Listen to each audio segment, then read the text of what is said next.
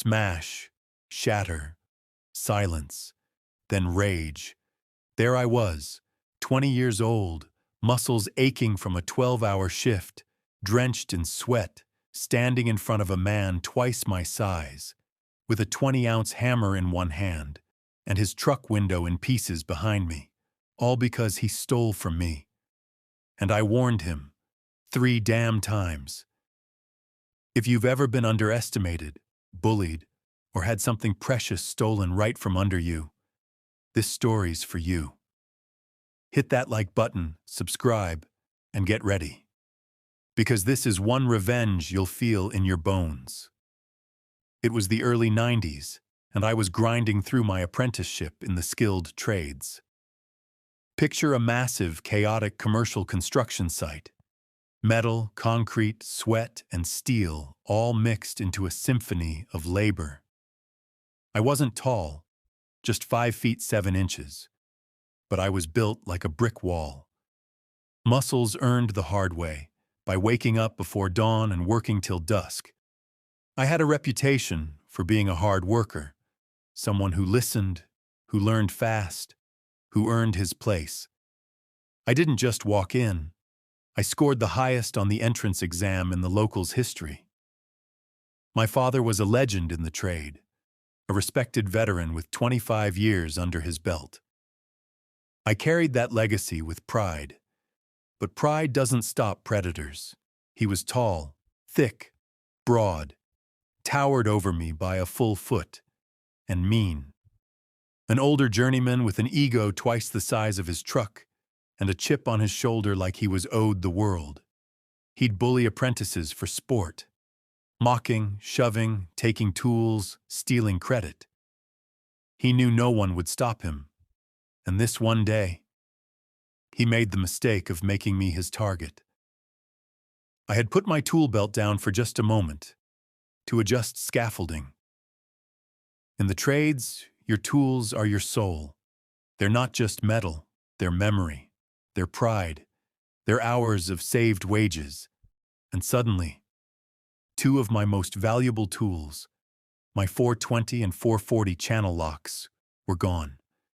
I turned and saw him, 100 feet away, holding them, like they were his. He didn't even try to hide it, just strutted over to his oversized pickup and threw them onto his front seat. A dozen guys saw it, and I could feel something boil inside me. Not just anger, not just disrespect. It was betrayal, a violation of everything we stood for in that trade. You don't steal another man's tools. I walked up to him, calm but firm. "Hey man, you gonna bring those back?" He turned his back on me, didn't say a word. I stepped closer. "I'm serious. Those are mine. You planning on returning them?" He spun around slowly, eyes narrowed, towering over me, and said with a sneer, "Mine now." I froze, not in fear, but in cold, calculating fury. Every muscle in my body tensed, my fists clenched, my heart pounded. He thought I was just another kid, just another punk apprentice he could walk over. He didn't know who the hell I was. "All right," I said. "You can bring them back, or I can smash in your fucking window and take them back myself." His lips curled into a grin. He turned his back again. He was daring me, in front of everyone. So I turned too. But not away, toward a 20-ounce framing hammer sitting on the lumber pile nearby.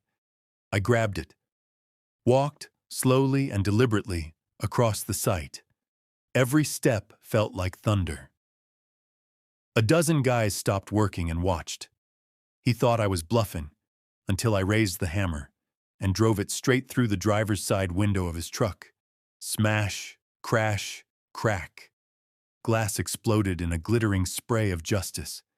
Half a dozen hammer blows later, the window was gone. I reached in, grabbed my channel locks, my name written on the blue rubber handles, etched into the steel above the joint fastener, and turned around, hammer in one hand, tools in the other. I walked right past him, didn't flinch. "Don't ever fucking steal from me again," I slid the tools back into my belt. The metal felt warm in my hands, like they had just been rescued from hell. He lost his mind, screaming, spitting, demanding I be thrown off the site, said I was violent, dangerous. But the old-timers? They weren't buying it.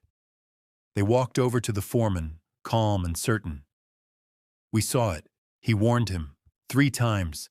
That guy stole his tools. That's the only line you don't cross out here. One by one, the younger journeyman stepped up. He told him. We saw it. He did what he had to do.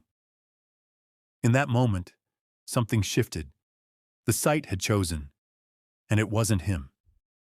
Every job site I worked after that, I heard it again and again. You that guy who took his tools back? You're Jack's kid, right? You don't let anyone push you around. And every time, my dad would get calls. Your son's out there busting his ass, learning, fighting for what's right. He never said much. But one day, when he heard the story, he just turned to me and gave me a slow, silent nod.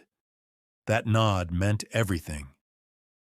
He passed less than a year ago, and now, as I go through his tools, each one marked just like he taught me, I see a history written in steel. My name etched on my channel locks, his name on his, my grandfather's on his. It's not just about tools, it's about legacy, respect, brotherhood, and never letting anyone take what you've earned. So if someone ever tells you to roll over, to be quiet, to let them steal what's yours, remember this. Sometimes justice doesn't come in words. Sometimes it comes in the swing of a hammer. If this story hit you hard, hit that like button. Tell us in the comments. Have you ever stood up for yourself in a moment no one expected?